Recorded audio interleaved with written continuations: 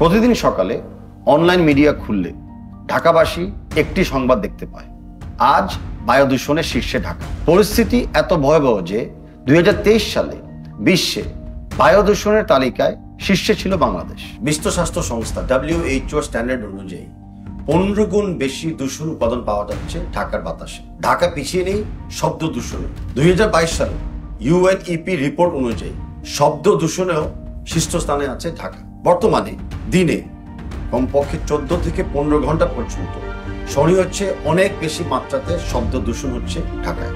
ফলে বাড়ছে বধিরতা, high blood pressure এবং হৃদরোগের মতো সমস্যা। এত চিন্তায় অস্থির নগরবাসী স্বস্তি পাচ্ছে না পানি খেয়ে। ওয়াসার সরবরাহ করা পানিতে পাওয়া যাচ্ছে ক্যান্সারের উপাদান। প্রতি বছর বাড়তে থাকা পানি বাহিত রোগ প্রমাণ করছে দামে বেশি হলেও ওয়াসার পানি মানে কতটা নিম্ন।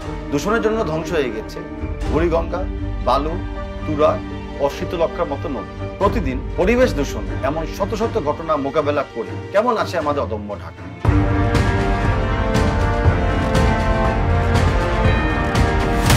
বায়ু দূষণ নিয়ে ওয়ার্ল্ড ব্যাংকের একটি রিসার্চ বলছে যে প্রতি বছর বাংলাদেশে 80,000-এর চেয়ে বেশি মানুষ মারা যাচ্ছে দূষিত বাতাসের কারণে।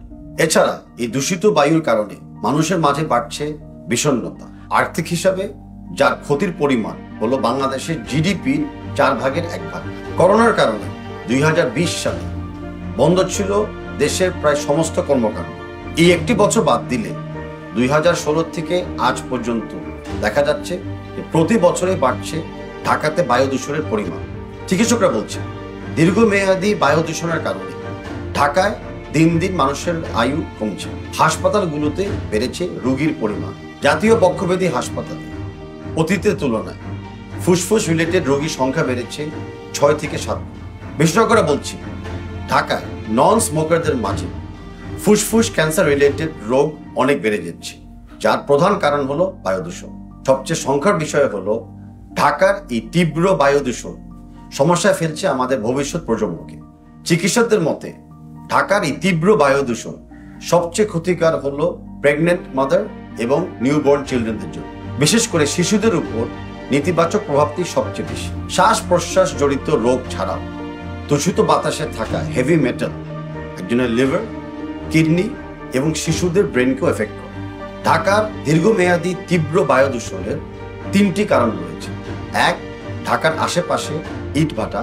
2, পুরনো ইঞ্জিন এবং নিম্নমানের ডিজেলের গাড়ির কালো ধোঁয়া। 3, অবকাঠামো নির্মাণের ধুলা। এর মধ্যে যানজট এবং নির্মাণাধীন প্রকল্পের কারণে যে বায়ু দূষণগুলি হয় তা বিশ্ব স্বাস্থ্য সংস্থা WHO স্ট্যান্ডার্ডের চেয়ে 150% বেশি। আর ইট ভাটার কারণে যে দূষণ হয় তা 136% চেয়েও বেশি। কারণ যখন জানা তখন প্রশ্ন উঠে এইসব রোধ করতে কি কি পদক্ষেপ নেওয়া হচ্ছে।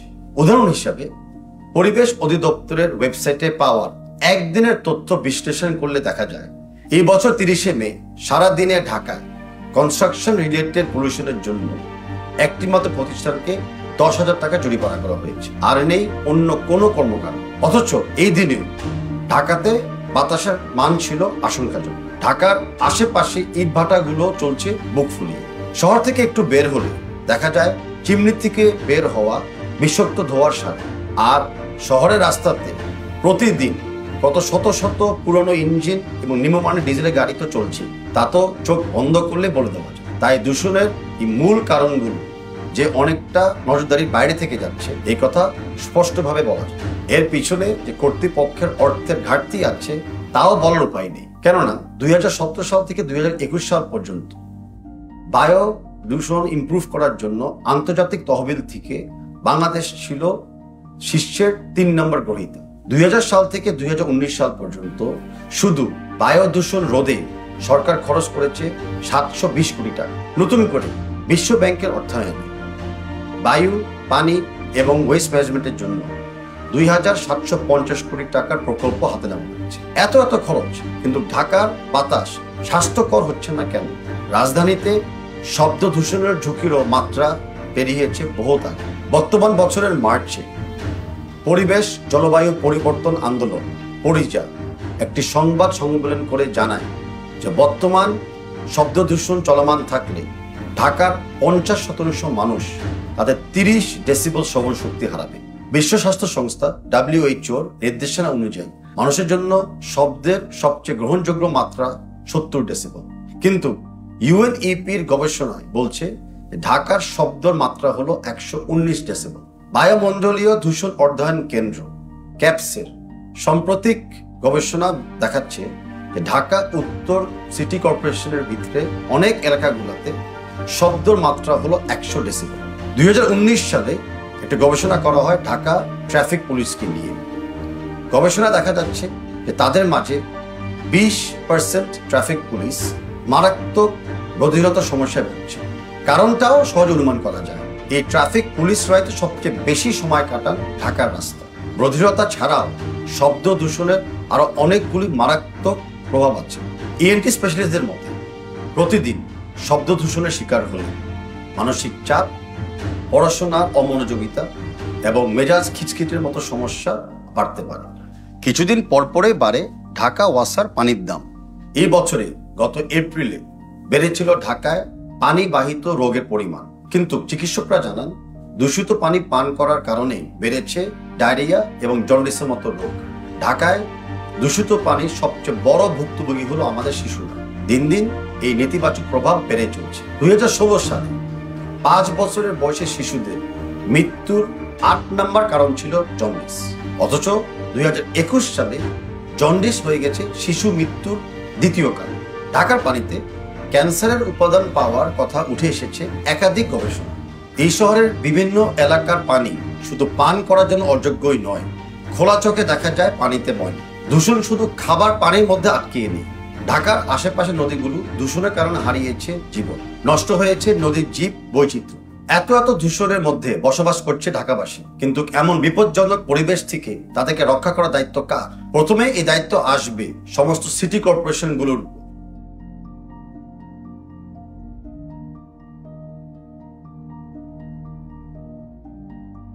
দূষণ বন্ধে প্রধান সমন্বয়ক হিসেবে সিটি কর্পোরেশনকে দায়িত্ব নিতে হবে। তাদের জন্য কাজটা কঠিন না। ঢাকার প্রতিটি দূষণের উৎস এখন চিহ্নিত।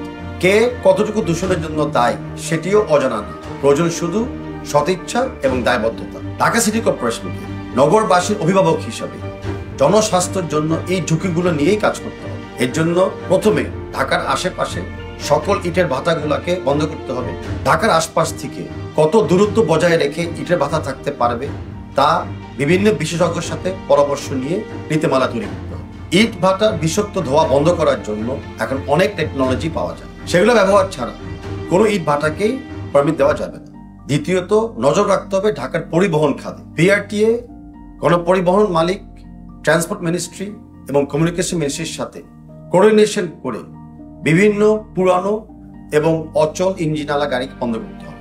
ডিজেল চালিত গাড়ির বদলে CNG ও ইলেকট্রিক চালিত বাস ব্যবহার করতে হবে। পরিবেশ অধিদপ্তরের সাথে নিয়মিত অ্যাডভোকেসি এবং কোঅর্ডিনেশন করে বায়ু, পানি এবং শব্দ দূষণের কারণগুলোকে নজরদারিতে রাখতে হবে। নির্মাণাধীন সরকারি এবং বেসরকারি প্রকল্পগুলো যেন বায়ু দূষণের কারণ না হয় সেজন্য রেলেভেন্ট ঠিকাদার এবং কনসার্ন অথরিটিকে জবাবদিহিতার ভিতরে আনতে হবে। প্রয়োজনে জরিমানার সাথে সাথে শাস্তিরও ব্যবস্থা করতে হবে। যানবাহনে হাইড্রোলিক হর্ন, অযথা হর্ন বাজানো, এইসব বন্ধ করার জন্য নিয়মিতভাবে DMP ট্রাফিক ডিভিশনের সাথে কোঅর্ডিনেশন করতে হবে।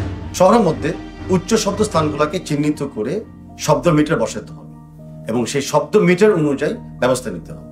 শহরবাসীদের জন্য নিরাপদ খাবার পানি নিশ্চিত করার জন্য ঢাকা ওয়াসাকে কঠিনভাবে জবাবদিহিতার ভিতরে আনতে হবে। সিটি কর্পোরেশনের উদ্যোগে ঢাকার বিভিন্ন এলাকার পানি পরীক্ষা করতে হবে, আর সেই পানি পরীক্ষা নিয়ে ঢাকা ওয়াসাকে দায়বদ্ধ করতে হবে। ঢাকার আশেপাশে নদীগুলো দূষণের কারণ বন্ধ করার জন্য রেলেভেন্ট এজেন্সি, মিনিস্ট্রির সাথে সমন্বয়ের উদ্যোগ নিতে হবে। এই পদক্ষেপের সাথে সাথে নাগরিকদেরকেও দূষণের বিষয়ে আরো সচেতন করার উদ্যোগ নিতে হবে। নাগরিকরা যেন নিজ নিজ জায়গা থেকে বায়ু, পানি এবং শব্দ দূষণ রোধ করতে পারে তার জন্য তাদেরকে তথ্য এবং ট্রেনিং দিয়েও সহযোগিতা করতে হবে। শহরবাসীদেরকে বিভিন্ন দূষণ থেকে মুক্তি দিয়ে একটা স্বাস্থ্যকর ঢাকা নির্মাণ করার জন্য এই প্রকল্পগুলোই সিটি কর্পোরেশনকে নিতে হবে। জনগণের প্রতিনিধি হিসাবে এই শহরের প্রতি সবচেয়ে বেশি দায়বদ্ধতা তাদের। ঢাকায় দূষণ দূর করতে যে যে এজেন্সিকে যুক্ত করা দরকার হোক না কেন, যে উদ্যোগ নেওয়ার দরকার হোক না কেন, এই সকলের সাথে প্রধান উদ্যোক্তা হিসাবে ঢাকা সিটি কর্পোরেশনকেই দায়িত্ব পালন করতে হবে। শুধু তাহলেই নিরাপদ থাকবে নগরবাসী, সুস্থ থাকবে আমাদের ভবিষ্যৎ প্রজন্ম, আর ভালো থাকবে আমাদের অদম্য ঢাকা।